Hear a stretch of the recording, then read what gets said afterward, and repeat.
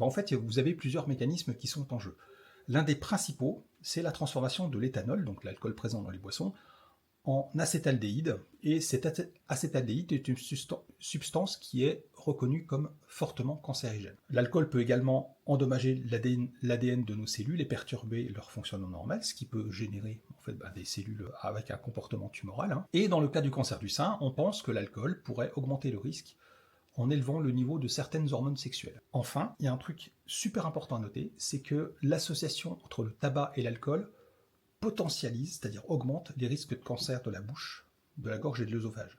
Et on pense même que l'éthanol peut faciliter la pénétration dans les muqueuses des substances cancérigènes présentes dans le tabac.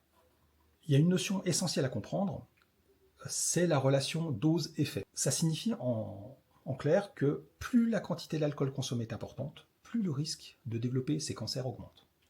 Pour certains cancers, comme ceux du sein, de la bouche et de la gorge, le risque peut commencer à augmenter même avec une consommation très faible autour d'un verre par jour, voire moins. On considère que dès 10 grammes d'alcool par jour, c'est-à-dire l'équivalent d'un verre normé, le risque est déjà présent. Et d'ailleurs, une information qui est assez incroyable, on considère qu'il faut 20 ans d'arrêt total pour revenir à un taux de risque zéro concernant l'alcool.